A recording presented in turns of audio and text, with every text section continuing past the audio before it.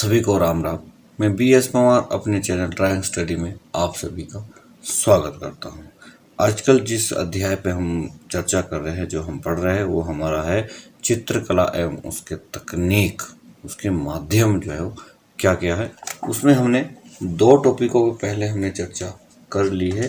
आज हमारा है तीसरा टॉपिक हमारा है। पहले हमने जो है उसकी तकनीकें पढ़ी थी और चित्रकला की, उसके बाद हमने मुद्रण जो है वो प्रिंटिंग वगैरह के बारे में पढ़ा था। आज हम पढ़ेंगे मूर्तिकला, क्योंकि ये भी चित्रकला की एक तकनीक है मूर्तिकला। तो मूर्तिकला के बारे में आज हम जो है वो विस्तार से इसमें चर्चा करेंगे। तो जिन्होंने पिछली वीडियो नहीं देखी है वो पिछली वीडियो देखने के लिए चैनल को सब्सक्राइब करें, बेल की घंटी को दबा दें, ताकि आने वाले और वीडियो की नोटिफिकेशन आपको सबसे पहले मिले। और पिछली वीडियो देखने के लिए आप चैनल पे ड्राइंग स्टडी नाम से प्ले लिस्ट बनी है, आप प्ले लिस्ट पे जा करके पिछली वीडियो सभी देख सकते हैं और अच्छे से अपनी तैयारी कर सकते हैं। तो आज हम शुरू करते हैं। आज का हमारा टॉपिक है मूर्ति कला। मूर्ति कला को कला के प्रमुख पक्ष ललित कला के अंतर्गत रखा गया है। सभी प्राकृतिक तथा कृत्रिम धातु, कड़े और मुलायम पत्थर, कच्ची मिट्टी, हाथी दांत, सीफ, लकड़ी आदि उपादानों को उनके स्वभाव के अनुसार खोदकर, उभारकर, पीटकर, हाथ से या औजार से करने व सांचे से उत्पन्न की गई आकृति को मूर्ति कहते हैं। तो मूर्ति किसे कहते हैं कि हम कुछ भी ले सकते हैं उसमें। हमारे पास कोई धातु है, कोई हमारा मुलायम पत्थर है, या हमारे पास कच्ची मिट्टी है, हाथी के दांत, ये इतनी सारी इन्होंने उपादान यहाँ पे बताया है। तो फिर उनका यूज कैसे करते हैं हम, जैसे उनको जो है ना वो गढ़ कर है, खोद कर है, उभार कर है, पीट कर है, हाथ से, औजार से, किसी भी तरह से हम उनको जो सांचे में ढाल देते हैं, उनकी मूर्ति बना देते हैं। तो उसकी जो आकृति है वो हम उसको बोलते हैं मूर्ति। इसको मूर्तिकला कहते हैं। तो ये हमारी मूर्तिकला की परिभाषा जो हम इसको बोल सकते हैं, ये हमारी मूर्तिकला की परिभाषा है। मूर्तिकला के कुछ विशेष माध्यम व तकनीक निम्न प्रकार से है। अब हम यहाँ पे पढ़ेंगे कि मूर्तिकला के जो है वो माध्यम मूर्तिकला को हम कैसे किस किस तरह से जो है वो बना सकते हैं। तो ये हमारा जैसे पहला हमारे को यहाँ पे दिख रहा है ऑप्शन हमारा है टेराकोटा। अब टेराकोटा से हम जो है ना कैसे मूर्ति बनाते हैं ये हम यहाँ पे पढ़ेंगे। मूर्तिकला की यह एक प्राचीन विद्या है। तो टेराकोटा जो है ये मूर्तिकला की एक प्राचीन विधि है। प्राचीन काल से इस तरह से मूर्तियाँ बनती आ रही है। टेराकोटा लैटिन भाषा का शब्द है। अभी टेराकोटा किसका शब्द है? लैटिन भाषा का शब्द है, जो दो शब्दों से मिलकर बना है, टेरा जमा कोटा। टेरा का अर्थ है मिट्टी। देखो टेरा का क्या अर्थ है? मिट्टी। और कोटा का अर्थ है जलाना या पकाना, अथवा मिट्टी के कार्य को पकाना। तो इसका मतलब ये जैसे हम घड़े वगैरह बनाते हैं ना, या कुछ भी सांचे जो में हम डालते हैं, तो उसको मिट्टी का सांचा बनाते हैं, ठीक है। फिर उसको जो ना वो गर्म करके उसके अंदर कोई धातु डालते, तो वो भी एक हमारी उस तरह से मूर्ति बनती है। पर यहाँ जो इसका कहने का मतलब है कि मिट्टी को जलाकर, पकाकर जो बर्तन हम बनाते हैं, मिट्टी के जो भी बर्तन होते हैं, वो हमारा है टेराकोटा। घड़े है, आजकल तो थालियाँ, प्रेशर भी मिट्टी के आ रहे हैं, प्रेशर कुकर वगैरह, फ्राई पैन वगैरह भी मिट्टी के आते हैं। तो वो उनको पहले कच्ची मिट्टी से बनाया जाता है, उसके बाद उनको गर्म भट्टी में जो है ना डाला जाता है, फिर उनको अच्छे से पकाया जाता है। वो हमारा है टेराकोटा। टेराकोटा की मिट्टी तैयार करने के लिए चिकनी या अन्य मिट्टी को बारीक छानकर उसमें बालू मिलाई जाती है। बालू होती है रेत, मतलब चिकनी मिट्टी है, चिकनी मिट्टी को छाना जाता है बारीक, उसको जो ना बिल्कुल बारीक जो महीन जो मिट्टी होती है वो होती है, उसमें फिर बालू मिलाया जाता है। तत्पश्चात इसे आटे की तरह गूंद दिया जाता है। जैसे हम आटा मिलाते हैं, आटे को गूंदते, उसी तरह से हम बालू और मिट्टी को भी गूंद देते हैं, मिला देते हैं। इस मिट्टी से बर्तन, खिलौने, मूर्तियाँ आदि बनाकर भट्टी में पकाया जाता है। यही मैंने आपको अभी बताया था कि इस तरह से हम जो है वो खिलौने, मूर्ति या बर्तन बनाते हैं और फिर उसको भट्टी में पका देते हैं। तो वो जो माध्यम है वो हमारा है टेराकोटा मूर्ति बनाने का माध्यम, टेराकोटा माध्यम है। तो आपको प्रश्न आ सकता है कि टेराकोटा माध्यम से हम कैसे कार्य करते हैं, तो आपने सारा इसकी जानकारी पढ़ ली है। अगली हमारी है सांचा विधि। जो हम सांचा बनाते हैं, सांचे से हम कार्य करते हैं, तो वो उससे भी हम मूर्तियाँ बनाते हैं। तो इसी तरह की बहुत सारी विधियाँ हम आगे इसमें पढ़ेंगे। अब इस विधि से प्लास्टर ऑफ पेरिस तथा पोर्सिलेन आदि की मूर्तियाँ ढाली जाती है। सांचे के खंडों में साबुन या तेल के मिश्रण का लेप भीतर की ओर कर देते हैं। इससे ढाली जाने वाली मूर्तियाँ सांचे में चिपकती नहीं हैं। सांचे के द्वारा कागज आदि की बारीक लुगदी, पेपर मेसिस को बोलते हैं, से भी मूर्तियाँ बनाई जाती है। तो इसका मतलब क्या है कि सांचा होता है, किसी भी मूर्ति का सांचा तैयार करते हैं, उसके अंदर का जो इसका हिस्सा होता है उसमें तेल लगाया जाता है ताकि उसके अंदर जब भी हम कोई मटेरियल डालेंगे तो वो उसमें चिपकेगा नहीं। बाद में सांचे को खोल देते हैं। खोलने के बाद वो जिस भी मूर्ति का सांचा होता है वो मूर्ति जो है उस सांचे में ऐसे ढल जाती है, तो उसको बोलते हैं सांचा विधि। अगला हमारा है कांस्य ढलाई। कांस्य को जब ढालते हैं तो वो हमारी कांस्य ढलाई से मूर्तियाँ बनती है।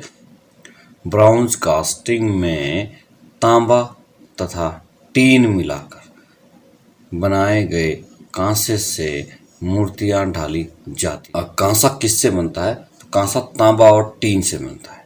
कांसे को जो बनाने के लिए तांबे और टीन को इकट्ठा मिलाया जाता है, तो उससे कांसा बनता है। फिर कांसे की मूर्ति ढाली जाती है। कांसा ढलाई की 3 विधियां प्रस्तुत हुई है। तो कांसा ढलाई की कितनी विधियां है? 3 विधियां है। अभी कौन कौन सी विधियां है ये हम आगे पढ़ते हैं। और इसकी पहली विधि है मिट्टी के बने अस्थाई सांचों से मूर्ति ढालना। मिट्टी के जो है वो अस्थाई सांचे होते हैं, जो बाद में जब मूर्ति बन जाती है तो वो फिर उनको दोबारा से ऐसा सांचा तैयार करना पड़ता है, तो उनको बोलते हैं अस्थाई सांचे होते हैं मिट्टी के बने हुए। इस विधि में मिट्टी की पोली मूर्ति में छेद के माध्यम से गर्म कांसा जलाते हैं, जो मूर्ति के आकार में भर जाता है। धातु ठंडी होने पर मिट्टी को हटा देते हैं और अंदर से धातु की मूर्ति निकल जाती है। तो अस्थाई सांचा मिट्टी का बनाया जाता है। उसके अंदर थोड़ा सा छेद किया जाता है, जहाँ से उसके अंदर जो है धातु डाली जाती है। तो गर्म धातु उसके अंदर डाल देते हैं। सांचे में अंदर जिस भी तरह की मूर्ति का सांचा तैयार किया होगा वो मूर्ति बन जाती है। बाद में मिट्टी उसमें से हटा देते हैं और मूर्ति को साफ कर देते हैं। मूर्ति से बन जाती है। अगला इसमें माध्यम है कि टुकड़ों में बने सांचे से मूर्ति ढालना। अब टुकड़े किस चीज़ के है? इस विधि में सांचे से प्लास्टर कास्टिंग की ही भांति कांसे की भी ढलाई की जाती है। तो जैसे प्लास्टर कास्टिंग की जाती है वैसे कांसे की ढलाई भी टुकड़ों के माध्यम से की जाती है। टुकड़े इकट्ठे किए जाते हैं, फिर उनको जो ना ढाल दिया जाता है। ढालने के बाद जैसे ऊपर मिट्टी के सांचा है, किसी भी तरह का सांचा है, उसके अंदर डाल करके उससे जो है वो हम मूर्ति बनाते हैं। अगला माध्यम है मधुच्छिष्ट विधि। मधुच्छिष्ट विधि क्या है? इस विधि में मोम की मूर्ति बनाकर उस पर मिट्टी का थोप कर सांचा बना लेते हैं। इसमें क्या होता है? इसमें मोम की जो है वो मूर्ति बनाई जाती है। पहले मोम की मूर्ति बना देते हैं। मोम की मूर्ति के बाहर से जो है मिट्टी लगा देते हैं, अच्छे से एक सांचा उसका तैयार कर देते हैं। सूख जाने पर गरम करते हैं। अब जब वो सूख जाता है उसके बाद मोम को गर्म किया जाता है। एक छिद्र के मार्ग से मोम पिघलकर निकल जाता है। अब जब उसको गर्म कर देंगे, एक छिद्र से जो मोम बाहर निकल जाएगा और अंदर जो है वो सिर्फ सांचा ही सांचा रहेगा। दूसरे छिद्र से पिघली हुई धातु, दूसरा जो छिद्र उसका होता है उससे पिघली हुई धातु पोले सांचे में भर देते। पोला मीन्स खाली सांचा जो होता है, खाली सांचे में भर देते हैं। बाद में सांचे को तोड़कर मूर्ति निकाल लेते हैं। तो उसके बाद क्या होता है कि जब मोम बाहर निकल जाती है, जैसे जैसे मोम पिघल कर बाहर निकलेगी वैसे वैसे सांचा में जो जगह बनेगी वहाँ पे धातु जो ना टिक जाएगी और फिर वो उसी आकार की जो मूर्ति बननी शुरू हो जाएगी। जब पूरी तरह से मोम बाहर निकल जाती है तो धातु से जो अंदर पूरी तरह से मूर्ति भी बन के तैयार हो जाती है। तो इस तरह से जो है बाद में सांचे को तोड़ देते हैं और मूर्ति निकल जाती है। तो ये हमारी 3 विधियाँ थी जो है इसकी कांस्य के ढलाई की, जो है ये हमारी 3 विधियाँ थी। अगली विधि हम इसमें पढ़ते हैं फाइबर कास्टिंग। भाई फाइबर कास्टिंग क्या है? फाइबर कास्टिंग के लिए रेजिन, कैटलिस्ट, मैट, हाइनर आदि का प्रयोग किया जाता है। कास्टिंग से पहले सांचे पर मोबिल ऑयल या सरसों का तेल लगाते हैं। क्या लगाते हैं? मोबिल ऑयल या सरसों का तेल। इसके पश्चात रेजिन और कैटलिस्ट बराबर मात्रा में मिलाकर सांचे में जल्दी जल्दी लगाते हैं। इसके बाद मैट के टुकड़े जाल की तरह बिछाकर फिर रेजिन का मिश्रण लगाते हैं। यह प्रक्रिया 2-3 बार की जाती है।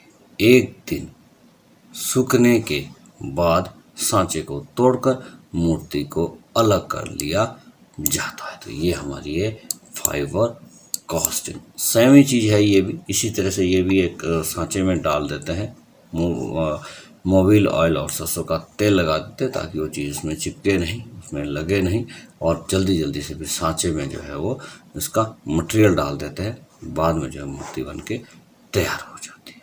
अगला हमारा है सीमेंट कास्टिंग। अब सीमेंट कास्टिंग क्या होती है?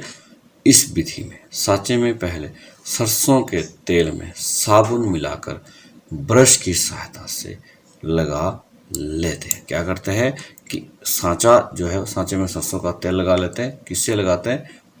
ब्रश की सहायता से, और उसमें साबुन भी मिलाते हैं तेल में, ठीक है। फिर सीमेंट का पतला घोल ठीक प्रकार से सांचे में फैलाते हैं, और फिर जिसको हम नीरू भी बोलते हैं, मीन्स पूरा सीमेंट ही सीमेंट होता है, उसको भी अच्छे से फिर सांचे में लगा देते हैं ताकि जब हम दोबारा से उसके अंदर मटेरियल डालें तो उसकी पकड़ अच्छी बनी रहे। तत्पश्चात सीमेंट और गिट्टी जो कंकर वगैरह होते हैं, इसमें पत्थर थोड़े थोड़े छोटे छोटे डालते हैं, आदि का गाढ़ा मिश्रण सांचे में भर दिया जाता है, ठीक है। सूखने के बाद सांचे को तोड़कर मूर्ति अलग कर लेते हैं। तो जब ये सूख जाता है तो उसको तोड़ देते हैं और मूर्ति अलग कर लेते हैं, ठीक है। ये भी वही विधि है, सांचा ही है। सांचे में तेल लगाते हैं इसलिए कि ताकि उसमें वो चिपके नहीं। उसके बाद उसमें नीरू डाल देते हैं ताकि बाद में जो हम मटेरियल डालेंगे वो अच्छे से पकड़ रहेगी उसकी। और सबसे मेन चीज़ है कि उसकी सफाई आती है। अंदर जो कंकर वाला जो मटेरियल हम डालेंगे उसमें कंकर अंदर बाहर रहते हैं, तो पहले ही नीरू की परत चढ़ा देते हैं उसके अंदर, उसके और वो थोड़ा सा सूख जाता है, मतलब नीरू नहीं निकलेगा।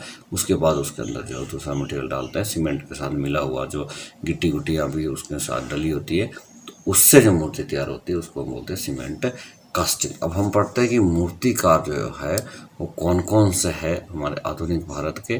थोड़ी सी इस पर नज़र डालते हैं और आप इनको लिख भी सकते हैं, नोट भी अपने पास कर सकते हैं। तो ये हमारे जो है मूर्तिकार है, एक बार मैं इनके नाम पढ़ लेता हूँ।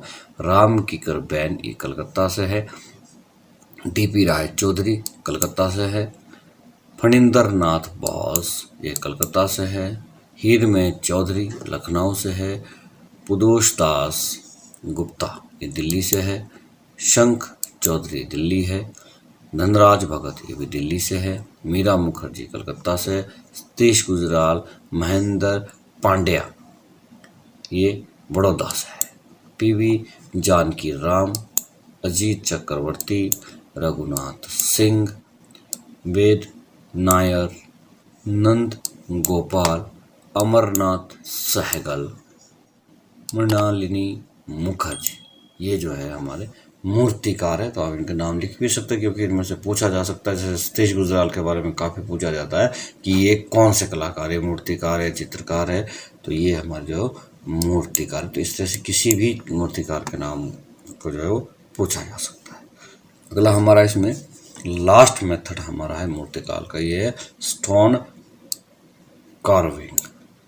स्टोन कार्विंग जो है वो मूर्तिकला का हमारा आज का ये लास्ट जो है वो तरीका है कि कैसे मूर्ति बनाते हैं। किसी उपकरण द्वारा पत्थर की काट छांट करके मूर्ति तैयार करना इसके अंतर्गत आता है।